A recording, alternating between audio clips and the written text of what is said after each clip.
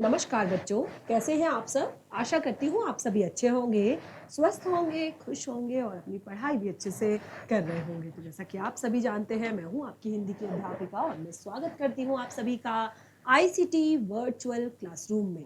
और आज हम यहाँ पर एकत्रित हुए हैं पढ़ने के लिए क्लास सेवेंथ की हिंदी। क्लास सेवेंथ की हिंदी में हम पढ़ रहे हैं हमारी वसंत पाठ्य पुस्तिका भाग 2 का चैप्टर नीलकंठ। ये जो पाठ है हम अपने लास्ट सेशन में स्टार्ट कर चुके हैं और इसकी जो लेखिका है वो है महादेवी वर्मा जी। और महादेवी वर्मा जी ने यहाँ पर अपने पशु पक्षी प्रेम को दर्शाया है इस पाठ के माध्यम से, यानी कि वो बताती हैं कि किस तरह से उनके घर पर एक चिड़ियाघर है जहाँ पर अलग अलग तरह के अनेक पशु पक्षी रहते हैं, एक साथ रहते हैं। तो देखिए यहाँ पर उन्होंने पूरे चैप्टर जो जितना हमने अपने लास्ट सेशन में पढ़ा था अभी तक, उसमें उन्होंने बताया है कि किस तरह से उन्होंने अपने घर में एक मोर और मोरनी के जो दो छोटे छोटे शावक हैं उनको वो लेकर आई हैं और किस तरह से उनके घर का अब यानी कि अब उनके उस चिड़ियाघर का माहौल हो गया है। तो देखिए यहाँ पर उन्होंने शुरुआत में बताया था, लास्ट सेशन में हमने पढ़ा था कि वो यहाँ पर जो चिड़िया के जो मोर के बच्चे लेकर आई थी वो लाई थी बड़े मियाँ चिड़िया वाले की दुकान से। वो कहाँ से लेकर आई थी इन चिड़िया के बच्चों को? बड़े मियाँ चिड़िया वाले की दुकान से। तो यहाँ पर देखिए उन्होंने बताया कि जो बड़े मियाँ चिड़िया वाले हैं वो काफ़ी ज़्यादा बातें बनाते हैं, काफ़ी ज़्यादा बोलते हैं और उनको चुप कराना बहुत ज़्यादा मुश्किल हो जाता है। और यहाँ पर उन्होंने बताया कि वो अलग अलग तरह के पशु पक्षी अपने पास रखते हैं और उन्हें खरीदने बेचने का काम करते हैं। तो किस तरह से यहाँ पर से लेखिका जो है अपने घर पर शावक लेकर आई हैं दो मोर के, यानी कि दो मोर के बच्चों को लेकर आई हैं। और उन्होंने देखिए यहाँ पर मोर के बच्चों को जब वो लेकर आई तो वो बिल्कुल इतने छोटे थे कि वो बहुत ज़्यादा छोटे बच्चे थे, वो तीतर के बच्चों के समान लग रहे थे। लेकिन धीरे धीरे लेखिका ने उनके बड़े होने का, यानी कि जब वो बड़े हो रहे हैं उनका उन्होंने यहाँ पर बारे में बताया है कि किस तरह से परिवर्तन आ रहे हैं मोर में और किस तरह के चेंजेस आ रहे हैं मोरनी में। तो उन्होंने यहाँ पर बताया कि जो मोर है अब वो क्या कर रहे हैं, पहले तो उन्होंने शुरुआत में ही बताया कि जब वो अपने मोर और मोरनी को जब वो लेकर आई तो उन्होंने सबसे पहले उन्हें अपने कमरे में रखा, यानी कि जो उनका स्टडी रूम था, उनका कमरा था, वहाँ पर उन्होंने रखा। और वहाँ पर कई दिनों तक रहने के बाद जब वो बच्चे बड़े होने लगे तो उन्होंने कमरा गंदा करना शुरू कर दिया। इसीलिए वो मोर और मोरनी को लेकर अपने उस चिड़ियाघर में गई जहाँ पर बाकी के जीव जंतु उन्होंने रखे हुए थे।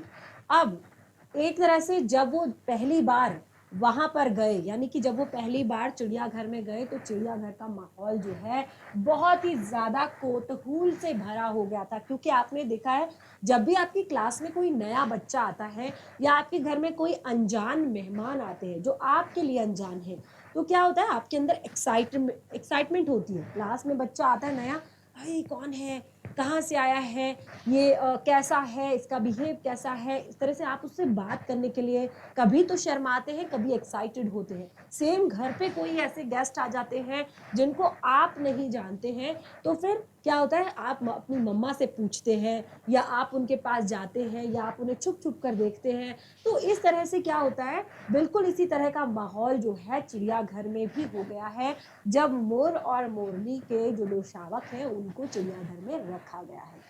उसके बाद लेखिका ने यहाँ पर बताया कि जो मोर के बच्चे जो है अब धीरे धीरे बढ़ने लगे हैं, तो उन्होंने बहुत ही सुंदर तरीके से इस पूरी प्रक्रिया को बताया है कि कैसे कैसे मोर बड़ा हो रहा है, कैसे कैसे मोर में चेंजेस आ रहे हैं। तो उन्होंने यहाँ पर बताया है कि उसके सर की जो कलगी है वो सघन ऊंची और चमकीली हो गई है, चोंच बंकिम और पैनी हो गई है, गोल आंखों में इंद्राणी की नीलाभ धृति झलकने लगी है, ग्रीवा की हर भंगिमा धूप छाही तरंगे उठने लगी है, दक्षिण वाम पंखों में स्लेटी और सफेद आलेख स्पष्ट होने लगे हैं, पंखों पर चंद्रिकाओं के इंद्रधनुषी रंग उद्दीपित होने लगे हैं। तो इस तरह से बहुत सारे चेंजेस आ रहे हैं मोर में। तो अगर आपने मोर देखा होगा तो आप इमेजिन कर पा रहे होंगे कि किस तरह से वो उसकी सुंदरता जो है वो दिन पर दिन निखर रही है, यानी कि वो बड़ा हो रहा है। उसका गर्दन ऊंची करके देखना, विशेष भंगिमा के साथ नीचे करके दाना चुगना, तो ये एक बहुत ही सुंदर प्रक्रिया उन्होंने पूरी यहाँ पर बताई है। उसके बाद उन्होंने मोरनी के विकास के बारे में बताया है कि जितने ज्यादा चेंजेस मोर में आए हैं उतने ज्यादा चमत्कारिक चेंजेस मोरनी में नहीं आए हैं, क्योंकि मोरनी के पंख नहीं होते, हमेशा जो पंख होते हैं वो मोर के होते हैं जिन्हें वो फैलाकर डांस करता है। तो उन्होंने कहा कि लेकिन उसने अपनी जो धूप छाही गर्दन है, हवा में चोट चंचल कलंगी पंखों की श्याम श्वेत पत्रलेखा मंथन गति, तो इस तरह से वो उपयुक्त सहचरणी होने का प्रमाण दे रही है मोर के लिए। जिस यानी कि मोर की कुछ विशेषताएं उस मोरनी में भी है और वो परफेक्ट तरीके से अपना पेयर यहाँ पर बना रही है मोर के साथ।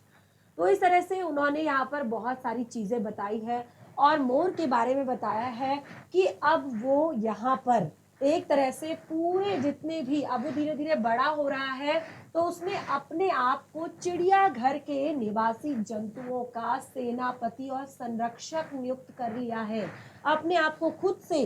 क्योंकि वो बहुत ज्यादा, आपने देखा होगा कि कभी भी जो क्लास का मॉनिटर बनाया जाता है वो हमेशा उस बच्चे को बनाया जाता है जो एक्टिव होता है, यानी कि हर चीज में उसका होमवर्क परफेक्ट रहता है, उसका क्लास वर्क परफेक्ट रहता है, उसकी बातचीत करने की जो एक तरह से कला है वो परफेक्ट रहती है, और उसमें को करिकुलर एक्टिविटीज की जो एक तरह से इच्छा होती है वो बहुत ज्यादा होती है, और एक तरह से वो गलती करता भी है तो अपनी गलती एक्सेप्ट करता है।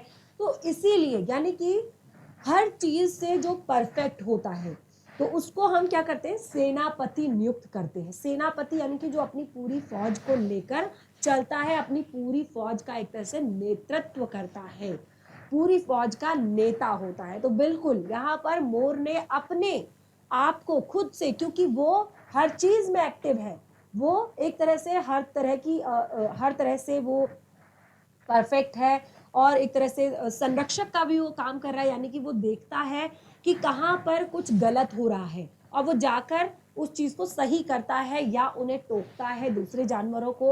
और इस तरह से काफी ज्यादा फेमस वो पूरे चिड़ियाघर में हो गया है, और धीरे धीरे क्या हो रहा है कि काफी ज्यादा उसका जो लगाव है जो पूरे बाकी के एनिमल्स हैं, बाकी के जो जीव जंतु हैं उनके साथ।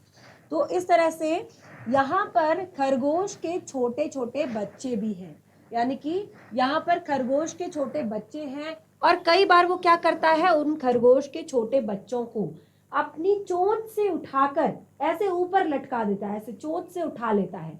तो चोंच क्योंकि बहुत ज्यादा पैनी है तो कई बार खरगोश के बच्चों का कर्ण भेद भी उससे हो जाता है, यानी कि बच्चों का कान छिद जाते हैं। इस तरह से यहाँ पर जो बच्चों का कर्णवेद संस्कार हो जाता है, फिर भी वो उसे क्रोधित होने का अवसर नहीं देते, यानी कि फिर भी वो चू नहीं करते, ये उनका प्रेम है मोर के प्रति। तो इस तरह से दंड विधान के समान ही उन जीव जंतुओं का प्रेम भी असाधारण था, यानी कि जिस तरह से मोर उनको डांटता रहता था, उनको फटकारता रहता था, उनसे सही तरीके से रहने के लिए कहता था, लेकिन दूसरी तरफ उसका जो प्रेम था वो भी असाधारण था उन लोगों के लिए।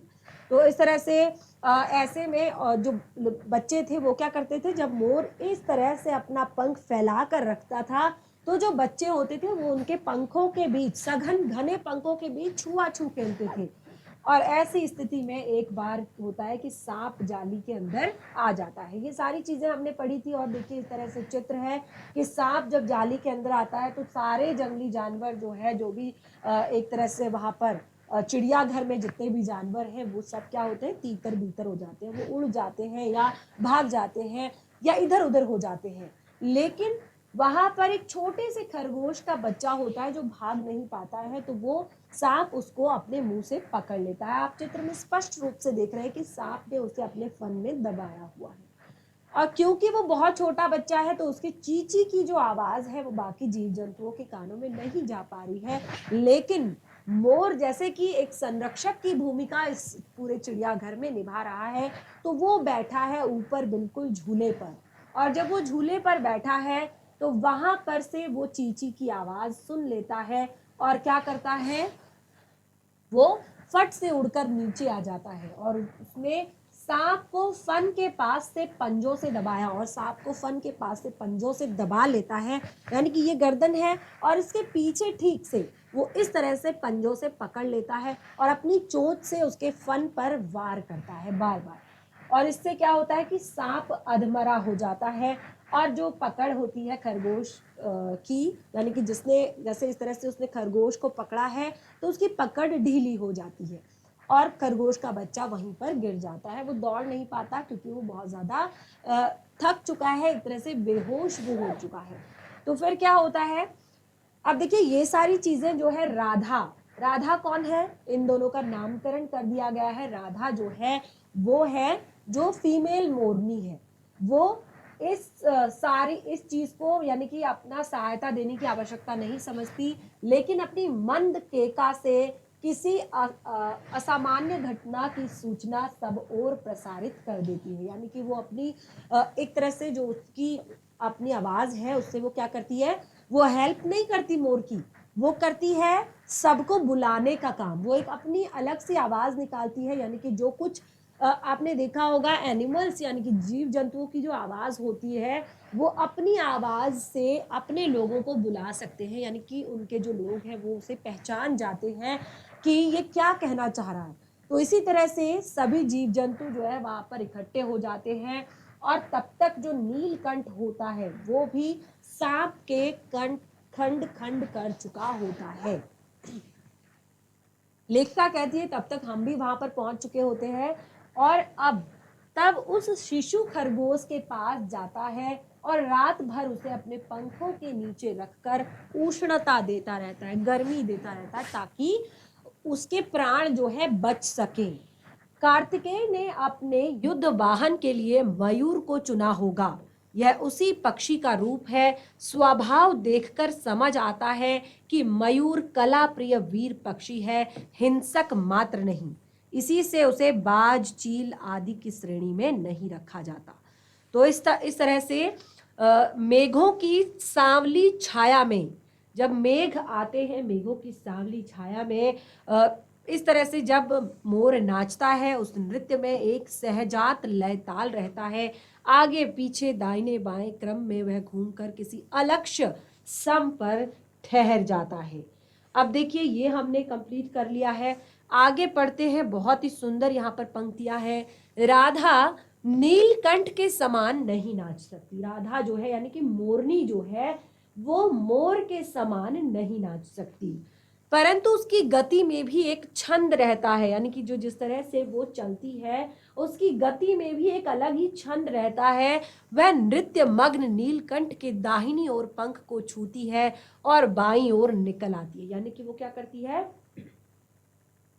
वो नीलकंठ के दाहिनी ओर से पंख को छूते हुए बाईं ओर निकल जाती है। यानी कि इस तरह से वो नृत्य करती रहती है और उसकी परिक्रमा भी एक पूरक लय ताल का परिचय मिलता है जिस तरह से वो परिक्रमा करती है।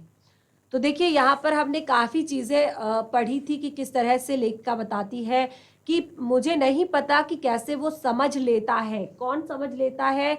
मोर समझ लेता है कि लेखिका को उसका नृत्य पसंद है। और जो लेखिका के साथ कई बार जो विदेशी महिलाएं आती हैं उन्होंने मोर को परफेक्ट जेंटलमैन की उपाधि दे डाली है। जिस नुकीली पैनी चोंच से वो भयंकर विषधर के खंड खंड कर सकता था, उसी से वो लेखिका कहती है कि वो मेरी हथेली से प्रेम से दाने चुग लेता है। और वो कहती है कि मुझे इस बात पर हंसी भी आती है और बहुत ज्यादा विस्मय भी होता है।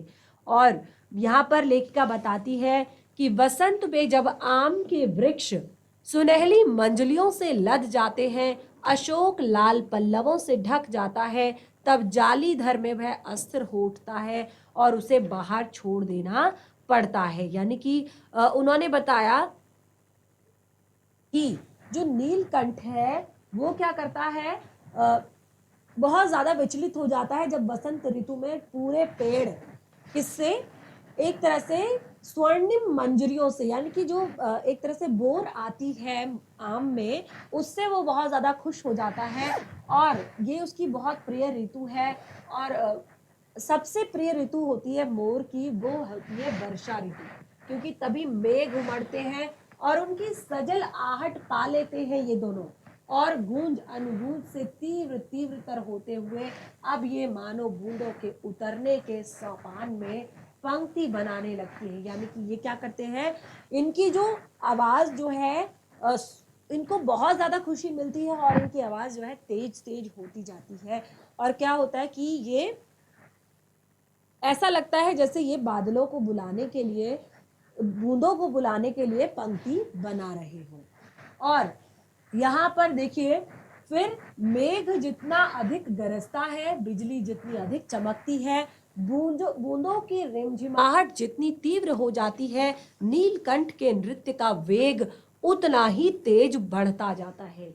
जैसे जैसे बूंदें तेज गिरती है, बादल तेज गरजते हैं, बिजली तेज चमकती है, नीलकंठ यानी कि जो मोर है उसके नृत्य की तीव्रता और तेज जो है हो जाती है। वो बिल्कुल अपने पंखों को इस तरह से फैलाकर नृत्य करने लगता है। बहुत ही सुंदर ये दृश्य होता है और उसका केका का स्वर उतना ही मंद्र से मंद्रतर होता जाता है। वर्षा के थम जाने पर वह दाहिने पंजे पर दाहिना पंख और बाएं पंख फैलाकर सुखाता है। फिर कभी कभी वे दोनों एक दूसरे के पंखों से टपकने वाली बूंदों को चोंच से पी पी कर पंखों का गीलापन दूर करते रहते हैं। तो इस तरह से आपने देखा, आगे का टॉपिक हमने कंटिन्यू किया है और बहुत ही सुंदर हमारा ये पार्ट है। इसको घर पर एक बार रिवाइज कीजिए। बाकी का जो पार्ट है उसे हम कंटिन्यू करेंगे अपने नेक्स्ट सेशन में। इस तरह से आज का सेशन हमारा यहीं पे समाप्त होता है। तब तक के लिए धन्यवाद। आपका दिन शुभ।